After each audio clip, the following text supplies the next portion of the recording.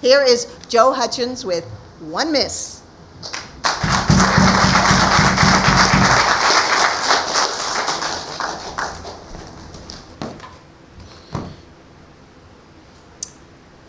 As I glanced out the window of our car to the right, I saw the large SUV bearing down on us at 45 miles an hour. It was only a few car lengths away. We were about to be T-boned in our subcompact Yaris.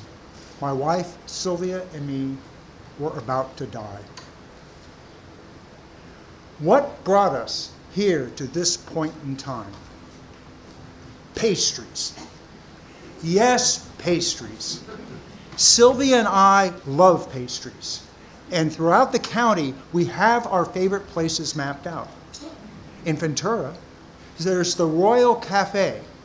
And at the Royal Cafe, they have a wonderful cheesecake, embedded with chocolate bits and with a crumb crust and a wonderful frosting. And in Camarillo is the Bread Basket Bakery. And at the Bread Basket Bakery, they have the fruit basket cake.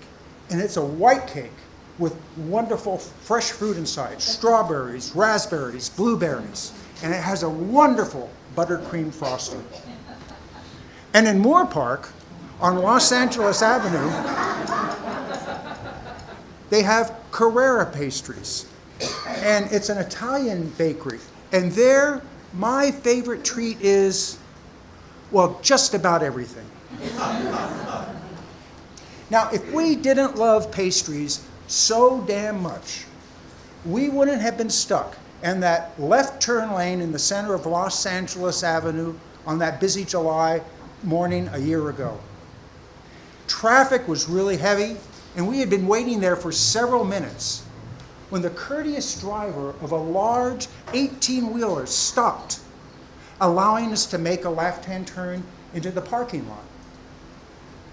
Now, at that moment, I was not distracted by anything in particular. I was not on my cell phone talking. I was not listening to a radio program. I was not adjusting the climate control. And my wife, Sylvia, the normally attentive and vocal side street driver, I might add, she didn't notice anything amiss. But as we passed in front of that large stopped cab, I had a moment of clarity, an instinctual moment of clarity, and I realized I had blown it. You see, that stopped semi in the center of Los Angeles Avenue was serving as a 53-foot-long curtain, misdirecting my attention. And like a magician misdirecting your attention, it caused me to momentarily forget that there was another lane of traffic, a second lane of traffic just beyond that semi. And as we entered that lane, I saw that large SUV bearing down on us at 45 miles an hour, only a few car lengths away. Our lives were about to end. The amygdala. The amygdala is an almond-shaped structure in our brains, and it is responsible for our responses to acute stress and fear.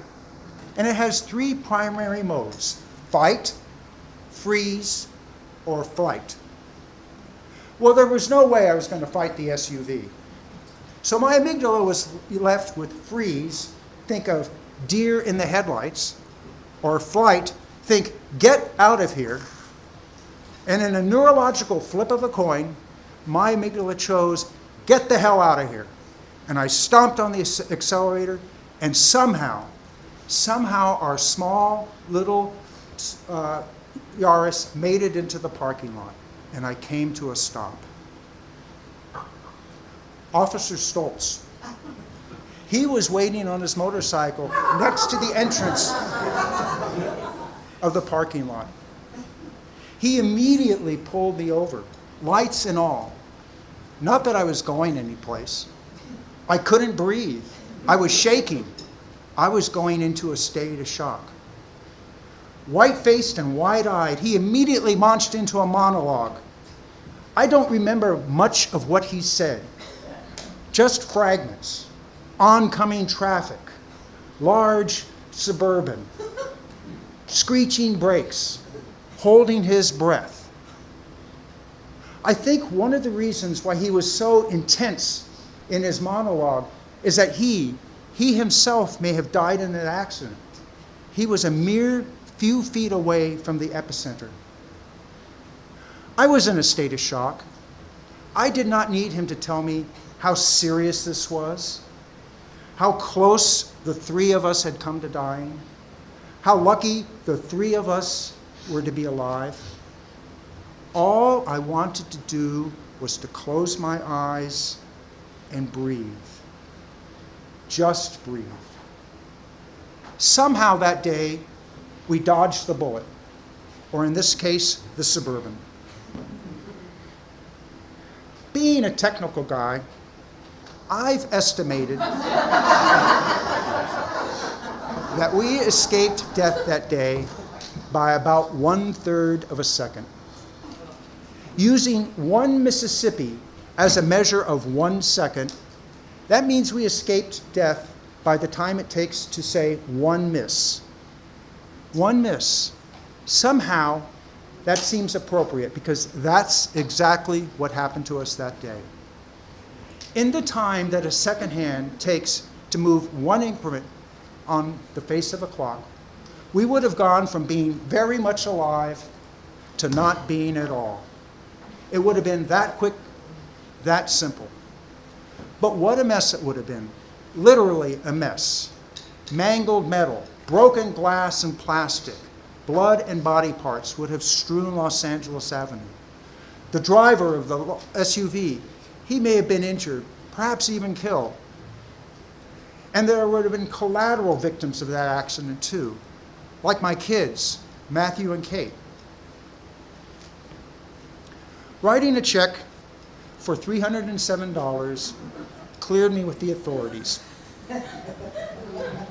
The letter from Ventura Superior Court and the yellow ticket receipt were such sterile reminders of such a precipitous event. And for an extra $25, I went to online traffic school and I could get the entire thing erased from my record. I could forget it, pretend it didn't happen. The randomness of the universe worked in our favor that day, this time. Sylvia and I have been given a second chance, an additional 402 days of life and counting. I am grateful for each and every one of those days. I'm grateful for this moment and for this breath. I'm grateful for this life. Now, this is not a unique experience. I am sure that all of us in this room have had near accidents before. I know I have. But this one is unique for me because for that fraction of a second, I am certain that we would have died. But you know, I'm grateful for this in a way. I am grateful because this has truly been a gift. It's a gift that has reminded me of how fragile and short and precious life is, that it should never be taken for granted, and that it can be taken away from us at any time. So I'd like to leave you with 3 thoughts this evening. 3 thoughts. Life is short. Savor every moment. Life is short. Eat dessert first. And Carrara Pastries has desserts to die for.